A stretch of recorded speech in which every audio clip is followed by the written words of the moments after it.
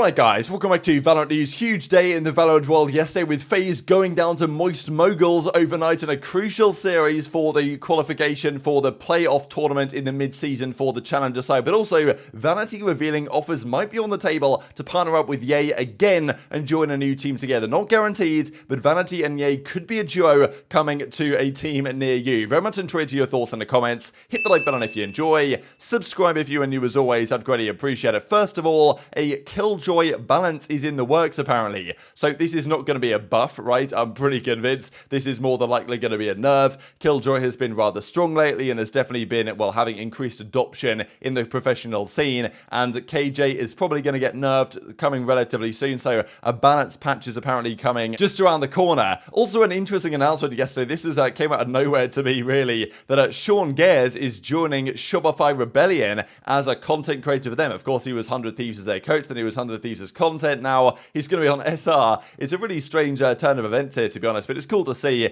And you know, congratulations to ShahZaM and co for making this happen. And well, I'm looking forward to more great content from Sean, because phenomenal content creator in the CS and now Valorant scene, has been for years. And well, great stuff. Now, speaking of ShahZaM, in the replies here, we got this from Vanity: can I come as well? So this is the question. Where's Vanity going to go? Where is Ye going to go? They are now unrestricted free agents. The other big name UFA, of course, was Marved, but now Marved is signed to Sentinels as their substitute player. So it's only really Vanity and Ye that are the real big name free agents of the last month or so from the North American region. Therefore, where are they going to go? Does Vanity have any more options in the tier 1 scene? Is that a similar story for Ye? Does Ye have other opportunities on the horizon as well? What's going on? It's kind of tough to say. But I wanted to mention here the thoughts from, well, firstly, you know, kind of FNS and Zoms on what Cloud9 are doing, the changes they made. And Zoms is clearly, I think, being quite sarcastic here that, yeah, this team probably isn't going to be particularly good, even though they've decided to make these moves. And FNS says, look, those players they're bringing in, Jake and Rooney, are worse than Vanity and Ye that they dropped. But look, it's money, it's other factors. And if they mesh, maybe they can do okay. But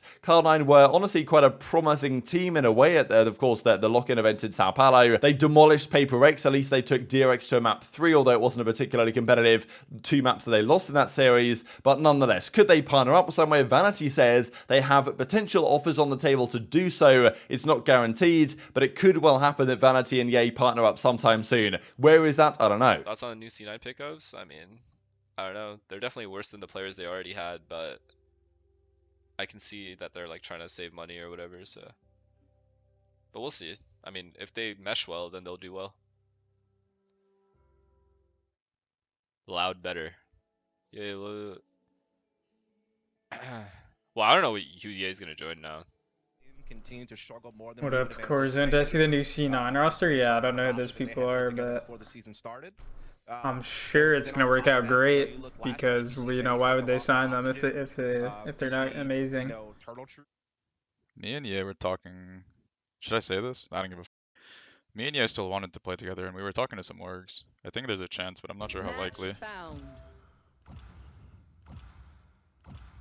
So where do you guys think this offer might potentially be originating from, right? Are Ye and Vanity getting offers from, you know, any tier 1 teams? That seems unlikely, because there's no tier 1 NA teams right now that I would imagine are looking to make a change for their duelist and IGL together. It's more than likely either a tier 2 opportunity or an opportunity in another region. I'm guessing Vanity and Ye, after being together most recently on Cloud9, have been discussing this and wondering whether they can go elsewhere. Because the rumor was that actually the team wanted to keep Vanity around, but the organization decided, whether for money or for whatever the reason was, to get rid of Vanity. And you know, but Ye potentially, just like the team wanted to keep him, maybe Ye wanted to keep Vanity around as well, and therefore, you know, with that being the case, they might want to team up elsewhere in addition to that. So yeah, what opportunities might be on the table? It's pretty tricky to figure out. Whether it is a tier 2 challengers team, we'll talk about more of that here in a second, or whether it's an offer from Europe or another region, because we know Ye had plenty of offers before the season. He chose the Cloud9 one, and you can understand why. But look, there were offers around the league from the European side. Even he had offers potentially from the Pacific region as well. So tough to say, but you know, maybe Vanity and Ye aren't considering this offer too heavily, and they might go their own separate ways,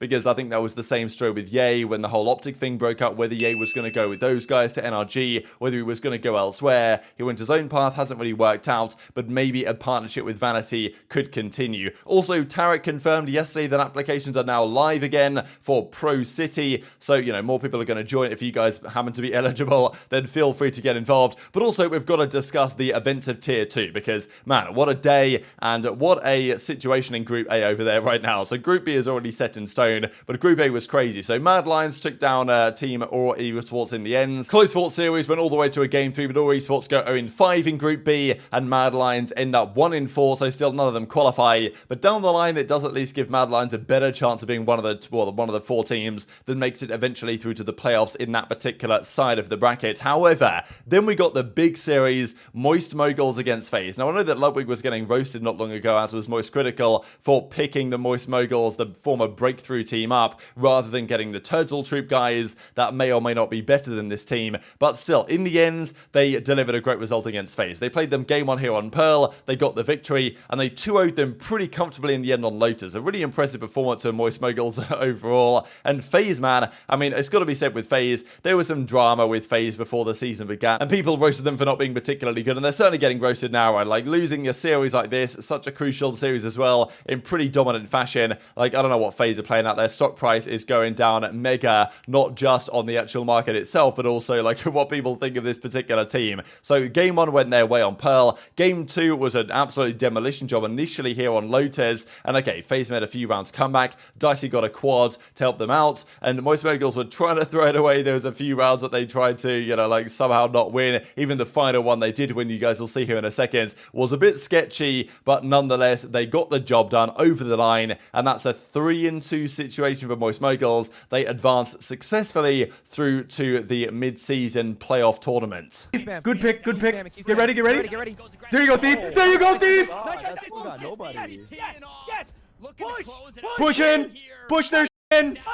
Wait, okay. Oh my God, what? Push together. The team fall behind him and fly in a proto. Have to get it done. Look at the health. Let's go. There's absolutely nice. Let's go. Oh my God, it's a roller coaster. Wait, I thought it was GG for real. Wow. Wait, it is. Okay. Moguls have done it in 2 minutes. Huge. Wow. Wow, 2-0 blowout. That's crazy. Woo. Next stop in the mid.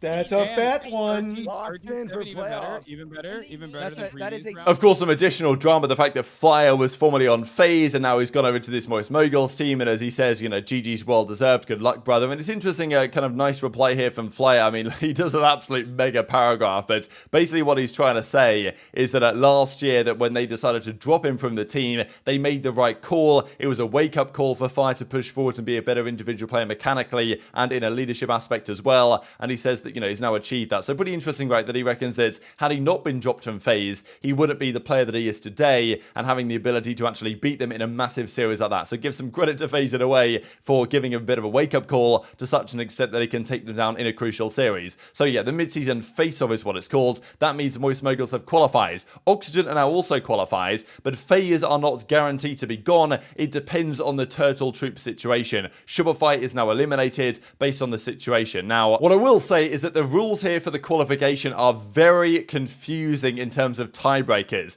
It seems like seeding is tiebreakered by the rounds differential, but qualification is down to fundamentally head-to-head first. So you guys can see here on the VLR page, a lot of the tiebreakers might be split on this page by the round differential, and when there's a 3-way tie between M80, The Guard, and TSM, I don't really know what they do, whether they consider head-to-head-to-head matchups, or whether they just straight up look at round differential. Tough to say, even though The Guard, of course, beat M80, and they're the 2 teams that have the highest between them and TSM. But still, Group A is the real messy situation here, right? So FaZe lost to Moist Moguls. That guarantees Moist Moguls through at 3-2, and FaZe are 2-3. Turtle Troop are 2-2, and Oxygen are 2-2 as well. And they, of course, play today, as do G2 and SR. So G2 are 3 for sure. Even if SR win and go 2-3, it's not going to be enough to qualify, because I believe they lose the head-to-head to FaZe. So the way this works is that FaZe have lost to Oxygen and to Moist Moguls and to G2, and they've beaten Turtle Troop and Shopify Rebellion. So they've lost to all the teams above them, they've beaten all the teams below them. And what that means is that FaZe hold the head-to-head tiebreakers against TT and SR. So, you know, if they were to have a 2-3 tiebreaker with Turtle Troop, then FaZe would go through over Turtle Troop as they would against Shopify Rebellion. However, because they lost to Oxygen, if Turtle Troop were to win today and get to 3-2, Then, of course, it'll be G2, Moist, and Turtle Troop that make it through at 3 and 2. And then there's a tiebreaker with the 2 and 3 teams of, you know, FaZe and Oxygen, let's say, to determine who goes through then. But Oxygen beat FaZe, so therefore FaZe would be 5th and Oxygen would be 4th, I believe is what happens here. So it's a real tricky situation because the rulebook is not exactly clear. Everyone seems to have a different opinion on what exactly how it works. But I believe that's what happens, and it makes more sense to me that there's a head-to-head tiebreaker if 2 teams are tied. That's what I think happens today, but nonetheless, big game. So G2 SR and Oxygen versus Turtle Troop happens later on today, but very much enjoyed your thoughts in the comments. Hit the like button if you enjoyed, subscribe if you're new, take care, and I'll see you next time.